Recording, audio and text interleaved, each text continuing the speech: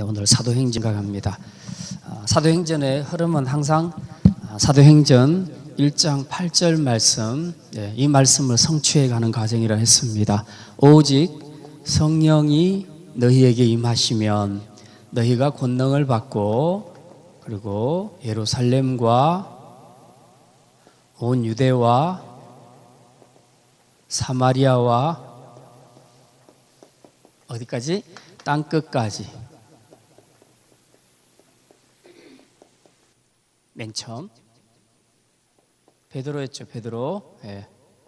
베드로와 요한, 이 사람을 중심으로 예루살렘에서부터 유대까지 그렇게 복음을 전했고, 이 일에 스데반이 순교해서 죽게 됩니다. 그리고 사마리아 지역에서는 누가 가서 복음을 전했습니까?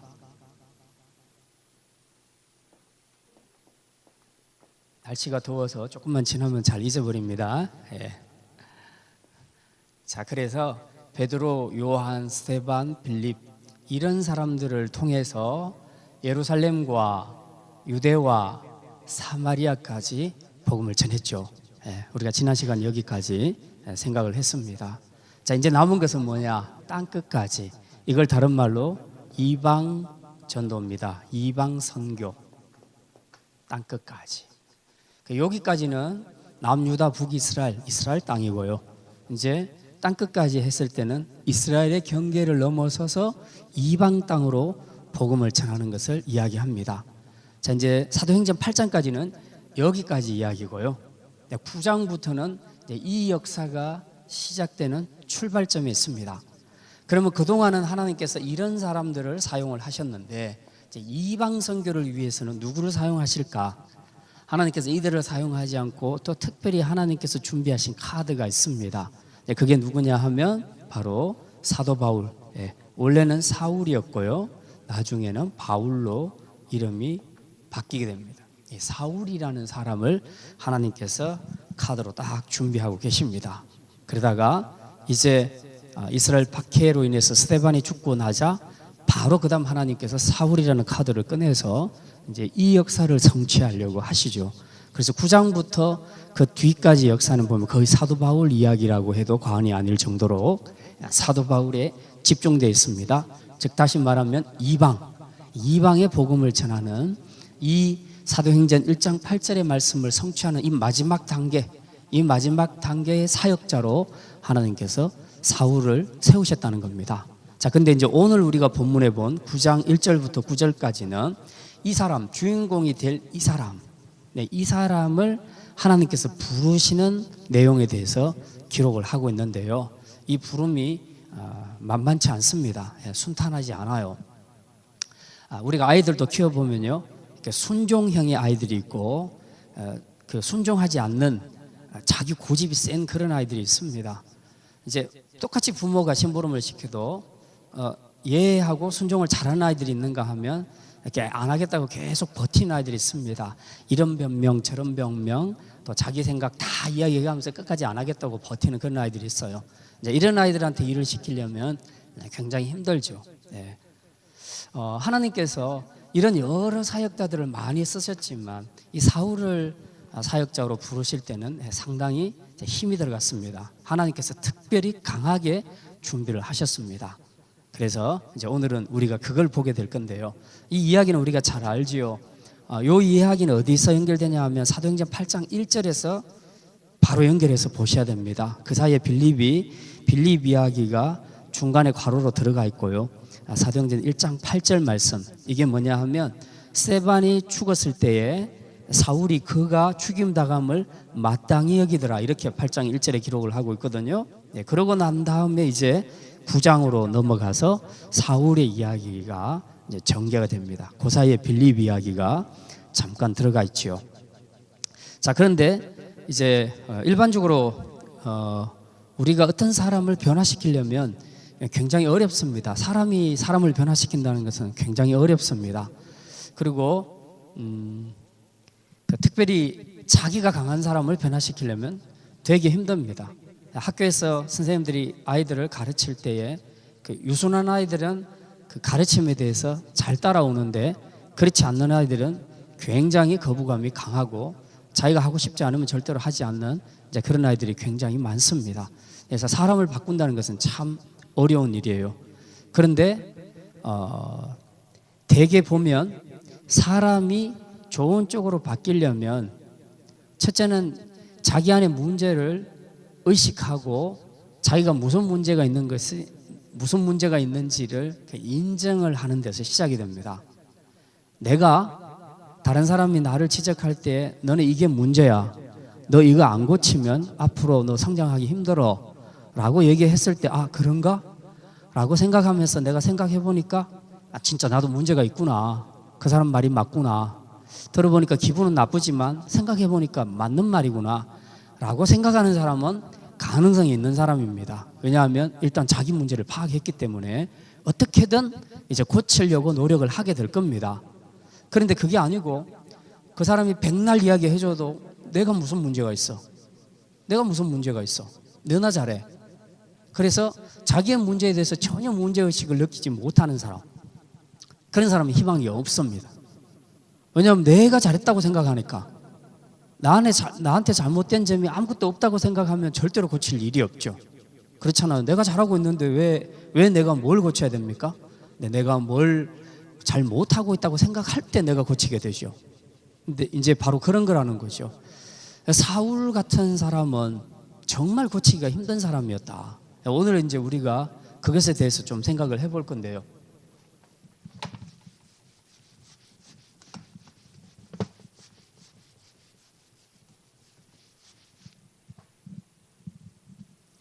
일반적으로 뭐 발달 심리학에서도 사람의 성장 과정에 따라서 생각하는 것이나 심리적으로 또 이런 성장과 반응들이 다르다 하는 그런 이야기도 많이 하는데, 예를 들어서 그 중에 하나가 이제 우리가 우리 인생을 설명할 때 사계절에 비유해서 설명을 많이 합니다. 봄, 여름, 가을, 겨울.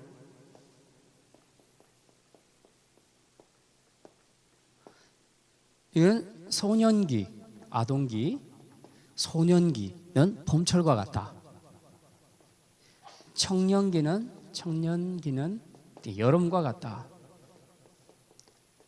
장년기는 가을과 같다. 노년기는 겨울과 같다.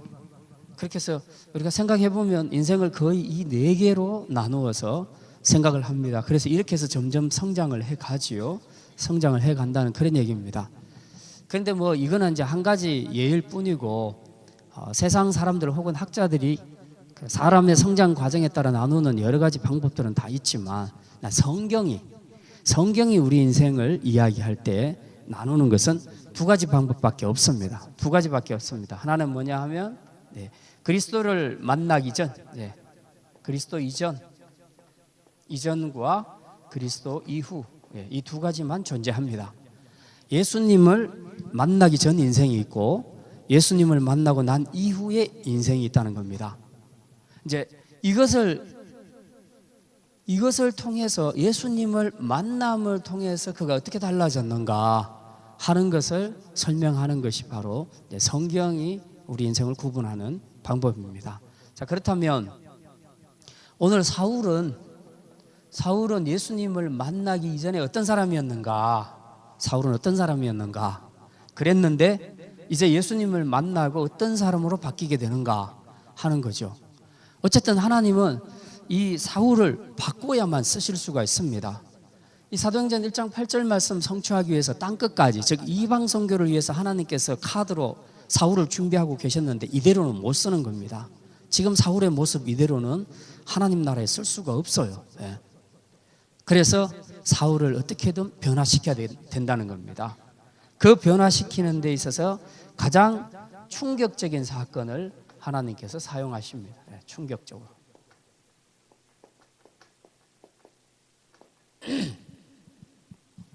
강한 사람들은 강하게 다루어야 돼요. 약한 사람들은, 애들도 순한 애들, 이런 애들은 살짝 조금만 겁줘도 빨리빨리 애들이 정신 차립니다. 근데 강한 놈들은 그래가지고는 안 통해요. 그런 놈들은 그냥 매를 들고 그냥 막 두들겨 패든지 그래야 돼요.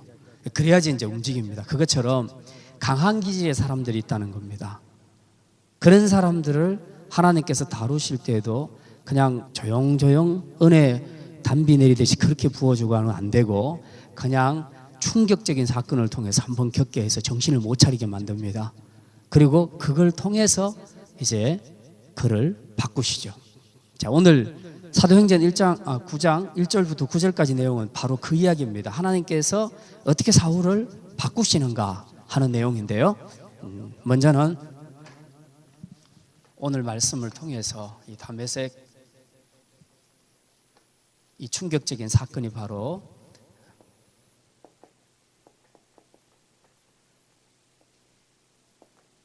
다메섹 경험, 체험이라고 할 수 있겠습니다.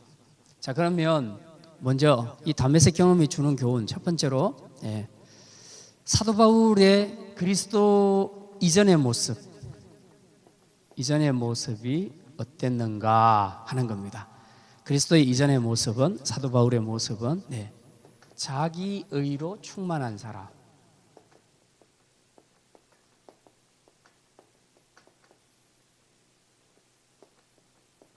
자기 의로 충만한 사람이었다. 자, 자기 의가 충만하다는 것은 무슨 얘기냐 하면 자기 나름대로 윤리관을 가지고 있습니다. 또 자기 나름대로 신앙관을 가지고 있습니다. 그리고 그것에 따라서 자기는 바르게 잘 살았다고 스스로 자기를 생각하는 사람입니다. 그래서 자기는 하나님을 섬기는데 전혀 문제가 없다. 왜냐하면 스스로가 나중에 고백하지만 자기는 율법에 정통한 사람이다. 자기는 가말리엘 문화에서 제대로 배운 사람이다. 그렇게 해서 자기가 그동안 종교 생활을 하는 데 있어서 전혀 흠잡을 데가 없는 사람이었다라고 스스로 그렇게 생각합니다. 그리스도를 만나기 이전에 바울의 모습은 굉장히 당당하고요, 자신 있고, 그리고 하나님과의 관계에서도 그는 율법을 따라 흠이 없는 사람이다 할 정도로 굉장히 완벽한 사람이었다. 스스로가 자기를 이렇게 평가를 했다는 겁니다. 그리고 실제로 그랬습니다. 그랬기 때문에 그는 이 확신 하에서 여기 9장 1절에 보면 이렇게 나옵니다. 사울이 주의 제자들에 대하여 여전히 위협과 살기가 등등하여 대제사장에게 가서 다메섹 여러 회당에 가져갈 공문을 청하니 이는 만일 그 도를 따르는 사람을 만나면, 그 도는 예수 믿는 걸 이야기합니다. 예수 믿는 도를 따르는 사람을 만나면 남녀를 막론하고 결박하여 예루살렘으로 잡아오려 함이라. 대개 이제 이 자기의가 강한 사람들은 다른 사람, 그렇게 살지 않는 다른 사람들을 볼 때 정죄하게 됩니다. 그래서 이런 마음으로 오늘 여기 1절 2절에도 보니까 예수 믿는 사람들을 잡아 결박하기 위해서 그 다메섹 여러 회당에다가 공문을 다 청합니다. 협조 공문을 청해서 우리가 거기 가서 예수 믿는 사람들 다 색출해서 포박해서 데려갈 거니까 이거 허락해 주시오 하고 이제 공문을 받으러 보내는 거죠. 근데 9장 1절에도 보면 제자들에 대하여, 주의 제자들에 대하여 여전히 위협과 살기가 등등하더라. 위협과 살기가 등등하더라. 그렇게 기록을 하고 있습니다. 지금 사도 바울의 마음속에는 스데반이 죽을 때도 너는 죽는 게 마땅해, 그렇게 생각을 했습니다. 왜? 하나님을 믿는데 네가 감히 이상한 예수를 믿고 있어? 그러니까 이 율법에 따라서 여호와 하나님을 믿어야 되는데 너는 왜 이상한 그 자기가 하나님이라고 하는 그 예수를 믿고 있냐, 그거죠. 그래서 잘못됐다는 겁니다. 그래서 스데반이 죽는 것 앞에서 굉장히 마땅히 여겼다, 당연한 일이다 라고 그렇게 생각을 했다는 거죠. 뿐만 아니라 그들에 대해서 아주 위협적이고 살기가 등등했다. 그래서 조금 더 봐주지 않고 아주 잔인할 정도로 그렇게 사람들을 핍박하고 또 포박해서 데려가는 이런 일들을 했습니다.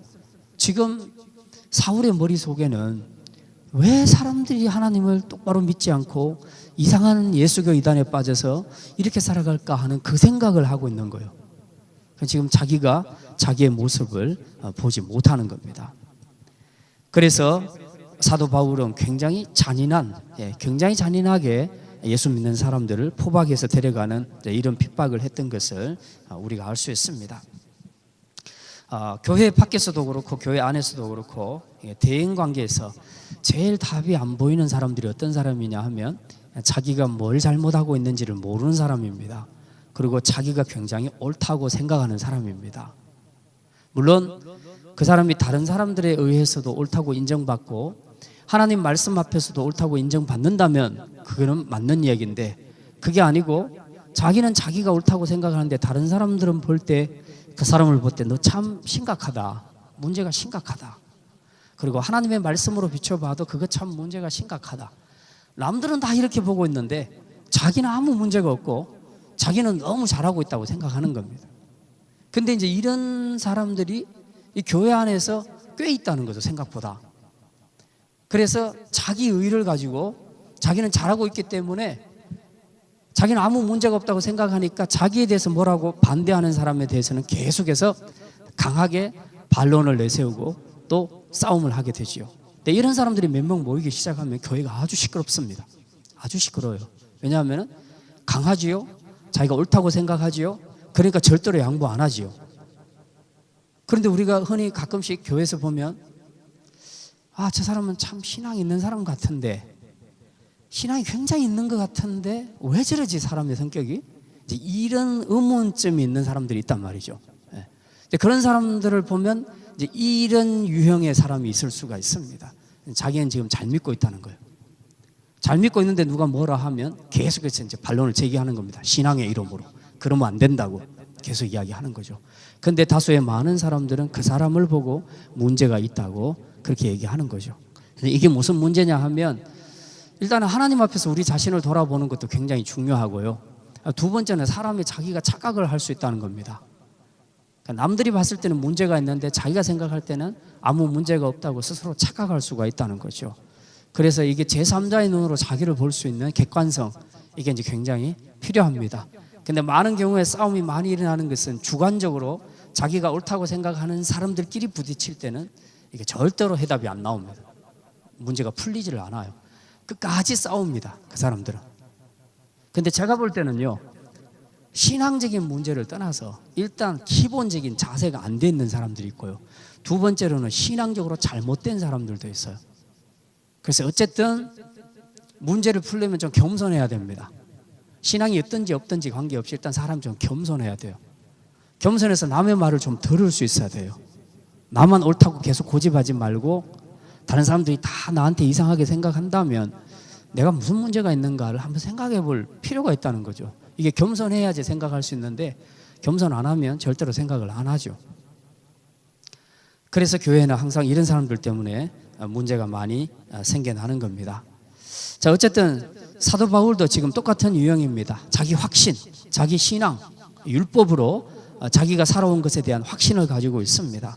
그러니까 예수 믿는 사람들을 절대로 용서할 수 없고, 이런 사람들은 하나님에 대해서 배반하는 배반자들이기 때문에 이런 사람들은 잡아서 가차없이 넘겨줘야 된다, 이제 그렇게 생각을 한 겁니다.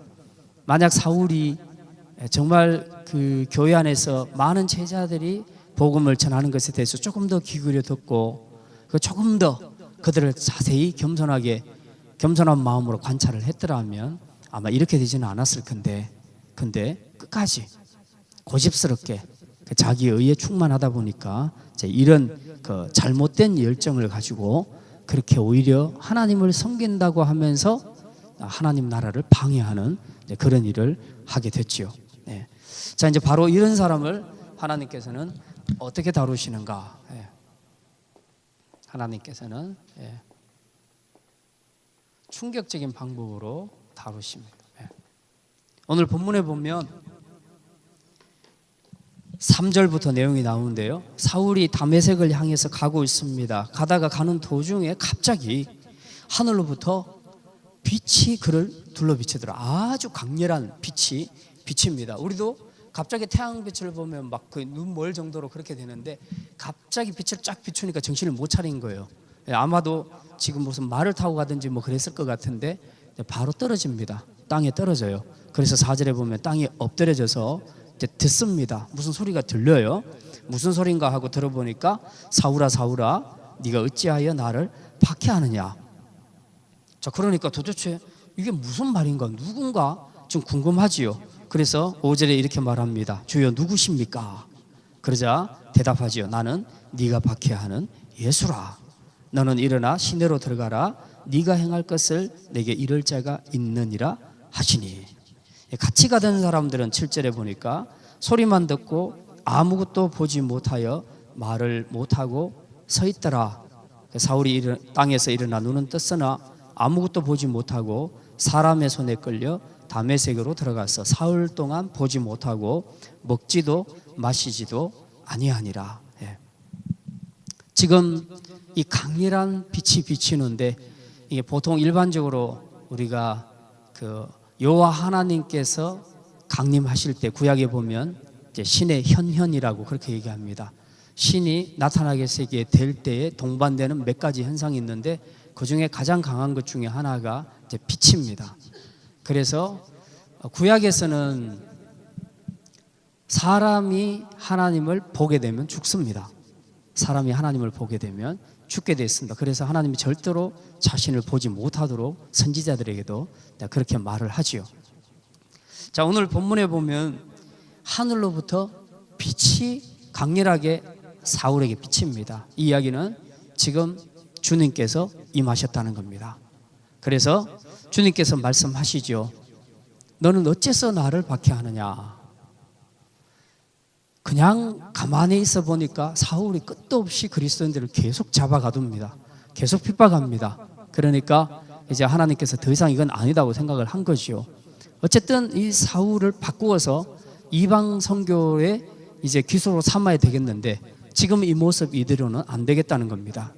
그래서 하나님께서 직접 일하시는데 여기 보니까 예수님이 직접 다이렉트로 만나시고 말씀을 하시는 겁니다.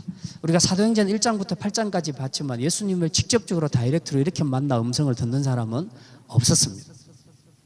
다 성령께서 역사하셔서 성령의 역사를 통해서 깨닫게 되었지 예수님이 다이렉트로 나타나서 말씀하신 적은 없었단 말입니다. 그런데 오늘 여기 사울에게는 예수님이 다이렉트로 나타나셨다. 그래서 그 빛이 비치면서 예수님께서 직접 말씀하시는 겁니다. 이게 굉장히 충격적인 율법이죠. 그래서 이것 때문에 이 빛을 본고로 사도 바울이 뒤에 보면 9절인가요? 8절에 보면 사흘 동안 눈이 멀어서 아무것도 보지 못하게 됩니다. 그냥 단지 빛을 봤기 때문에 어두웠다가 아니고요. 지금 주님을 만난 겁니다. 그 주님의 빛, 그 주님의 임재하시는 그 빛 아래에서 이제 죄인은 하나님을 볼 수 없는데 그 빛이 강렬하게 그를 비춤으로써 이제 사흘 동안 눈이 멀게 되죠. 그러니까 사도 바울이 자기 인생을 돌이켜 보면 이제 지금 말고요. 나중에 사도행전 한 28장쯤 가서 사도 바울이 나중에 자신을 인생을 회고하면서 말하는데 보면요.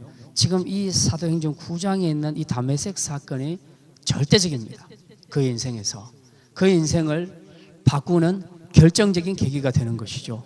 그리스도의 이전의 모습으로 살았던 자기 의로 충만했던 사도 바울이 이제 전혀 다른 모습으로 바뀌게 되는 그 획기적인 사건이 바로 오늘 본문에 본 이 내용입니다.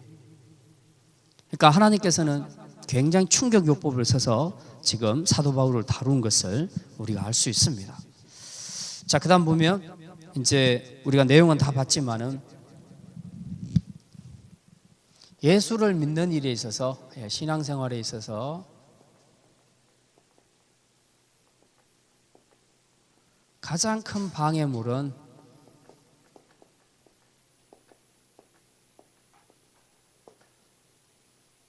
신앙생활에서 가장 큰 방해물은 뭔 것 같아요?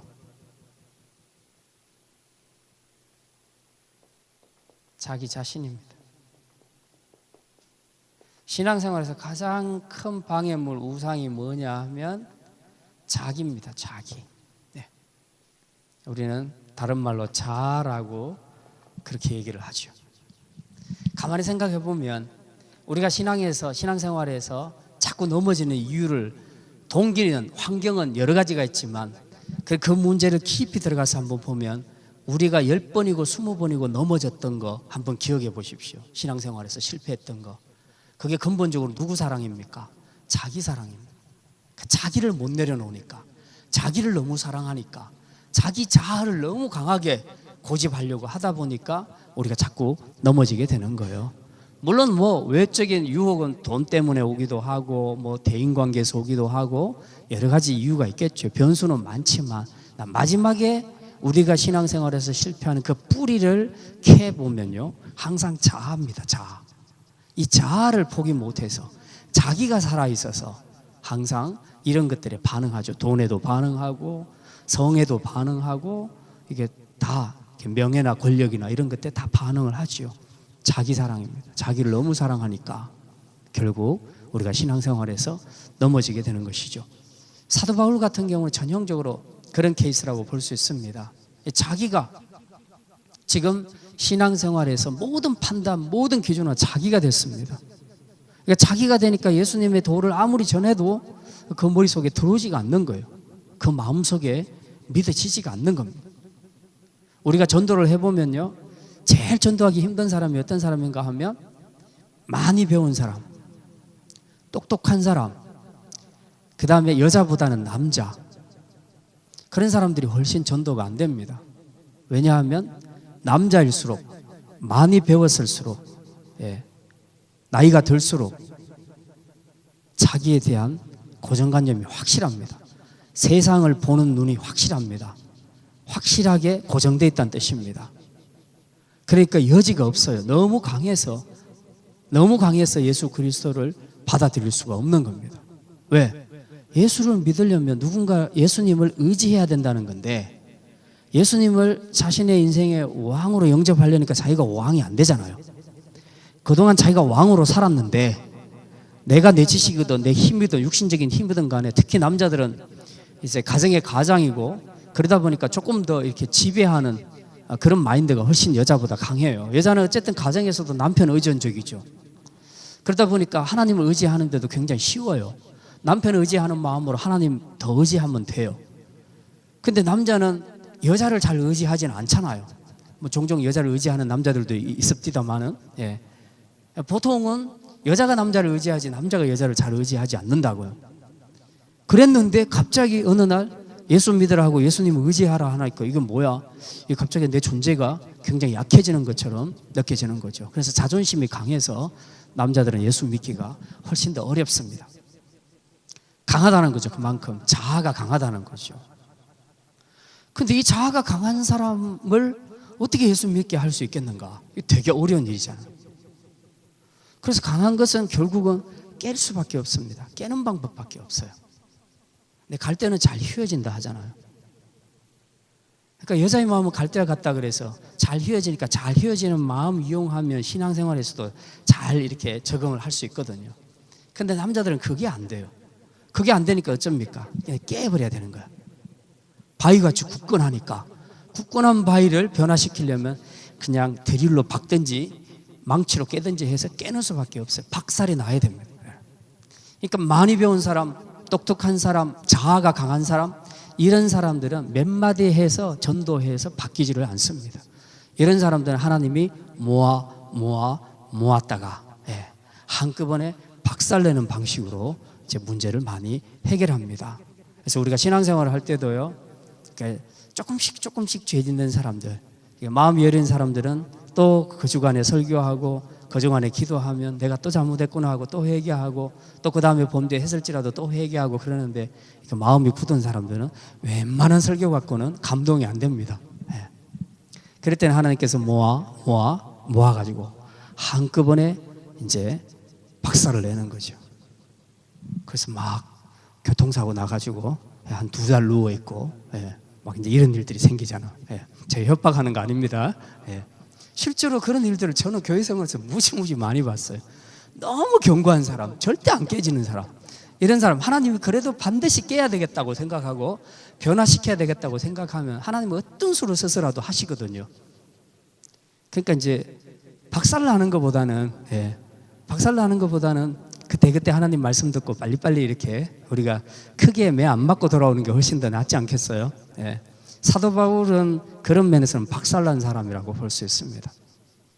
3일 동안 눈이 멀었으면 4일째 눈을 뜬다는 보장이 어디 있습니까? 3일 동안 눈 어두울 때에 그때 별의별 생각을 다 했을 거 아니에요. 도대체 내가 왜 이럴까? 예수님이라고 말씀하셨는데 그 예수님이 나한테 왜 이러실까? 막 이런 여러 가지 생각을 하면서 나 이러다가 영원히 장님 되는 거 아니야? 이제 그런 생각을 할 수 있겠죠. 그때 그 3일 동안 지옥과 같은 날을 보냈을 겁니다. 하나님께서는 사울을 이 정도 강도가 아니면 얘는 바뀌지 않을 거라고 생각을 한 거죠. 하나님 더 잘 아시니까. 그래서 아주 충격적으로 지금 이런 요법을 쓰신 겁니다. 그래서 늘 다른 제자들, 다른 그리스도인들은 설교를 듣고 성령의 역사하심으로 회개했는데 사울은 성령이 아니고 예수님이 다이렉트로 직접 나타나셔가지고 말씀해서 그를 이제 박살을 내는 거죠. 그렇게 해서 사도 바울이 이방 선교의 기수로 서게 되는 것을 우리가 보게 됩니다. 자기가 너무 강하면, 그래서 고집이 꺾여지지 않으면 신앙생활에 들어서기도 힘들고요. 그렇게 되면 결국 남는 한 가지 방법은 깨지는 방법밖에 없습니다. 우리가 신앙생활을 하면서도 종종 하나님 앞에 더 나가지 못하고 또 더 풍성한 삶을 누리지 못하는 이유 중에 하나가 우리가 너무 강하기 때문에 그래요. 너무 자아가 강하고 너무 자기 자신 위주로 살기 때문에 하나님보다도 때로는 자기가 우위에 있습니다. 그래서 모든 결정을 하나님보다는 자기 생각으로 결정을 하기 때문에 이 강한 것이 이제 깨지지 않으면 하나님 앞에 쓰임 받기가 어려운 거죠. 그래서 하나님께서는 이제 그런 사람들을 깨시는데 한번 예수님을 만나게 하십니다. 주님과의 만남은 굉장히 중요한 거예요. 사실은 오랫동안 교회를 다녔어도 주님을 만난 적이 없으면 그 자기 안에 믿음에 대한 확증을 갖기가 참 어려워요. 물론 우리가 사도 바울처럼 막 이렇게 깨지는 식으로 예수님을 다 만나야 된다 그런 얘기는 아니에요.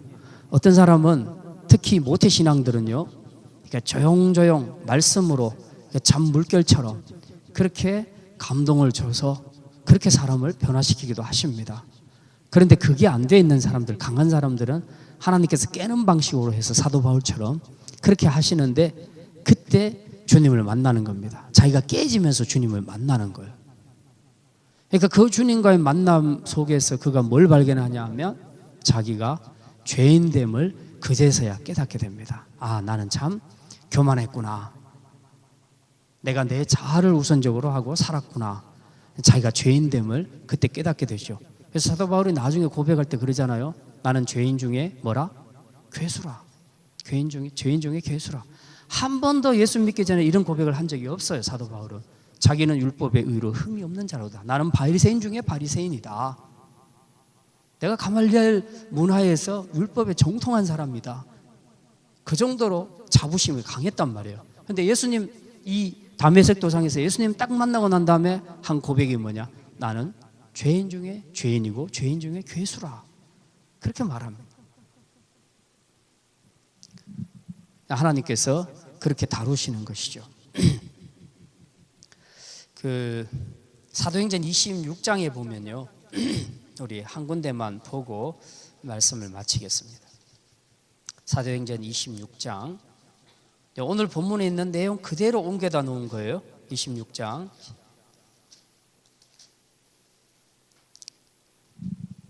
자, 아그리빠 앞에 섰을 때에 사도 바울이 자기 일생을 회고하면서 고백한 내용이 중간에 들어가 있습니다. 이게 어디냐 하면 26장 13절부터 보면 나와 있거든요. 우리 같이 한번 15절까지 13절에서 15절까지 읽겠습니다. 왕이여 정오가 되어 길에서 보니 하늘로부터 해보다 더 밝은 빛이 나와 내 동행들을 둘러 비추는지라. 우리가 다 땅에 엎드려짐에 내가 소리를 들으니 히브리 말로 이르되 사울아 사울아 네가 어찌하여 나를 박해하느냐. 가시채를 뒷발질하기가 내게 고생이니라. 내가 대답하되 주님 누구시니까. 주께서 이르시되 나는 네가 박해하는 예수라. 아까 우리 읽었던 내용 그대로 옮겼습니다. 사도 바울이 아그리빠 왕 앞에서 지금 고백하는, 자기가 이렇게 해서 지금 이방인의 사도가 됐다는 그 이야기를 하려고 하고 있는 내용 중에 나오는 이제 그 말입니다. 거기 14절에 보면요, 이게 나와요. 사울아 사울아 네가 어찌하여 나를 박해하느냐? 가시채를 뒷발질하기가 내게 고생이니라. 가시채라는 것이 뭐냐 하면 이게 막대기, 나무 막대기, 가시가 박혀 있는 것들 이야기합니다. 가시가 박혀 있는 나무 막대기를 뒷발질을 계속하면 어떻게 되겠습니까? 우리 발이 뒷발질을 하는데 가시채에 계속 내 발이 찔리게 된다는 겁니다. 자기는 지금 힘있게 찬다고 막 찼는데 결국은 그게 자기에게로 돌아온다. 그 피해가 자기에게로 돌아온다. 지금 그 이야기입니다. 너가 지금 예수 믿는 사람을 핍박하고 있는데 근데 네 하는 모양이 가시채를 뒷발질하는 거하고 똑같다. 너 지금 죽고 있는 거야. 네 스스로가 너를 죽이고 있는 거야. 지금 그 이야기를 하고 있는 거죠. 우리가 변화되지 않으면요, 내 안에 이 사도 바울처럼 이런 영적인 교만이든 세상적인 교만이든 이런 것들을 가지고 강하게 자기 자아를 중심으로 계속해서 그렇게 살아가게 되면 그것이 결국은 다른 사람에게도 피해를 주지만 그게 결국 나한테로 다 돌아온다는 겁니다. 그래서 우리 주위에서도 이렇게 자세히 보면 이 대인관계에서 뒷발질하는 사람들이 꽤 많이 있습니다. 가시채로 뒷발질하는 경우를 많이 봅니다. 그러니까 자기들은 잘났다고 지금 그러고 있는데 그런데 알고 보면 그게 결국 자기한테로 다 돌아가는 거예요. 그래서 보통 이제 그런 얘기를 많이 하죠. 왕따를 당하는 아이들을 보면요, 왕따 당할 만한 이유가 있다고 그렇게 얘기를 합니다. 100%는 아니지만 상당수가 왕따 당할 만한 이유가 있다고 그렇게 말하는데, 그게 이제 교회 안에서도 마찬가지일 수가 있어요. 왜 아무개 집사는 굉장히 신앙이 좋은 것 같은데 왜 사람들이 저 사람들을 다 싫어할까? 저 사람을 왜 저 사람하고 교제하기를 싫어할까? 이제 그런 생각이 들면 자기를 한번 돌아볼 필요가 있습니다. 혹시 자기는 잘한다고 하고 있는데 계속해서 뒷발질하고 있는지 아닌지 이제 그것을 돌아볼 필요가 있는 것이죠. 어쨌든 오늘 이 본문을 통해서 하나님께서는 이 다메섹의 경험을 사도 바울에게 하게 하십니다. 그래서 그리스도 이전에 그의 모습, 자기로 충만한 사람이었는데 이제 하나님께서 그를 충격적인 방법으로 다루십니다. 그래서 강렬한 햇빛을 동반시키시고 예수님이 직접 나타나셔서 말씀하심으로써 그가 지금까지 가지고 있었던 가치관, 생각, 신앙관 이런 것들이 얼마나 잘못됐는가 하는 것들을 여지없이 하나님께서 박살을 내버리셨습니다. 그리고 그 눈을 어둡게 해서 멀게 해서 이제 하나님이 아니고서는 자기 인생을 자기 스스로 꾸려갈 수 없다는 것을 실제적으로 느끼도록 해주신 거예요. 두 눈 멀쩡한 사람이 눈이 어두워졌으니까 누군가를 의지하지 않으면 살 수가 없잖아요. 그래서 여기 보면 아나니아라는 사람에게 데려가지요. 끌려서 가잖아요. 끌려서. 그렇게 당당하게 예수 믿는 사람 죽이러 다녔던 사람이 지금은 장님이 되어서 이제 끌려서 가지요. 이 짧은 기간 동안 3일 동안 그는 뭘 생각을 했을까? 내 인생 내 마음대로 살 수 있는 게 아니구나. 내가 참 교만했구나. 정말 내가 의지할 분은 주님밖에 없구나. 내가 눈을 3일 동안 멀게 했는데도 내 생각이 이런데 내 평생을 눈 멀게 하셨다면 내가 인생을 어떻게 살았을까? 별별 생각을 다 했을 거 아니에요. 드디어 하나님께서 그의 교만한 가치관, 생각, 또 율법관 이 모든 것들을 다 깨뜨려 버렸습니다. 깨뜨림으로써 이제는 자기 자신, 자기 자아를 높였던 신앙생활에서 가장 큰 방해물이었던 이 우상을 깨뜨렸습니다. 그렇게 함으로써 이제 그리스도 이전의 모습과 전혀 다른 새로운 모습의 사울이 탄생하게 되죠. 그래서 그 이름을 바울이라고 합니다. 그 뒤로부터는 다메섹에서 예수님을 만나고 난 이후부터는 그의 이름을 사울이라 하지 않고 바울이라 했습니다. 이름도 바뀌고 그리고 그의 정체성과 그의 신앙과 모든 것이 다 바뀌는 겁니다. 완전히 새 사람으로 바뀌게 되는 것이죠. 그래서 이렇게 바꾸어 놓고 이제 하나님께서 어디로 보냅니까? 이방 땅으로 보내는 거죠. 보내서 너 이만하면 됐다. 너 이제 변화됐으니까 이제는 나가서 네가 그동안 핍박했던 그 예수님의 도를 네가 전해라. 전하고 너도 핍박받게 될 것이다. 그리고 나는 너를 통해서 이제 열방이 주께로 돌아오게 하는 일을 하게 될 것이다. 하나님께서 그렇게 말씀하시고 사명을 주시죠. 예.